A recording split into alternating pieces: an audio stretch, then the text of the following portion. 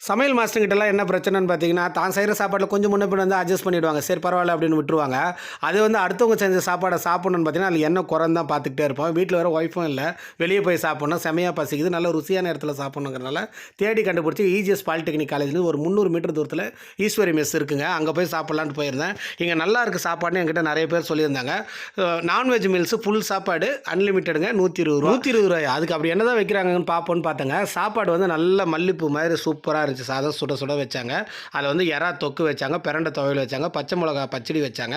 அதே போல் ஊறுகாய் ஒன்று வச்சுருந்தாங்கங்க. சின்ன வெங்காய பச்சடி ஒன்று வச்சுருந்தாங்க. கருவாடு தொக்கும் வச்சுட்டாங்க. அது பரிமாறுறவரு என்ன சொன்னார்னா, கருவாடு தொக்கோட சின்ன வெங்காயத்தை வச்சு சாப்பிடுங்கண்ணே சூப்பராக இருக்கும்னாரு. கருவாடு தொக்கில் 2 நெத்திலி பீஸ் இருந்துச்சு.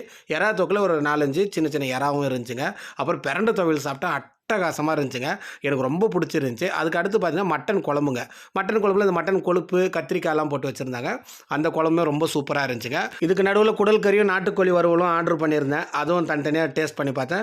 நார்மலாக நல்லாவே இருந்துச்சுங்க. அது குடல்லாம் ரொம்ப சுத்தமாக க்ளீன் பண்ணியிருந்தாங்க. அதுவும் எனக்கு ரொம்ப பிடிச்சிருந்துச்சி. இது முடிஞ்ச உடனே பார்த்தீங்கன்னா, சிக்கன் குழம்பு உருளைக்கிழங்கெல்லாம் போட்டு அதான் வீட்டில் செய்வோம்ல, அந்த மாதிரியே எல்லாமே கூட்டு காய்கறி போட்டு செஞ்சு வச்சுருந்தாங்க. நல்லா இருந்துச்சுங்க. அது முடிஞ்சோடனே மீன் குழம்பு 2 துண்டு வச்சாங்க. நான் எப்பவுமே தயிர் சாப்பிடுவேன். மீனோட தயிர் சாப்பிடக்கூடாதுன்னு சொல்லுவாங்க. எனக்கு ஒன்றும் பண்ணாது. அதனால் நான் தயிர் ஊற்றி சாப்பிட்டேன். அது முடிஞ்ச உடனே பில்லு பார்த்தீங்கன்னா 2 பேர் சாப்பிட்டோம். 2 பேர் சாப்பிட்டுமே ஒரு ரூ. 480 பில்லு வந்துச்சு. சாப்பாடு ஒர்த்தான சாப்பாடு. வயிறு ஃபுல்லாக சாப்பிட்டாச்சு. வச்சுக்கிட்டே இருந்தாங்க போதும் போதுங்கிற அளவுக்கு. நல்லா சாப்பிட்டாச்சு. ஒரு தூக்கத்த போட வேண்டியது.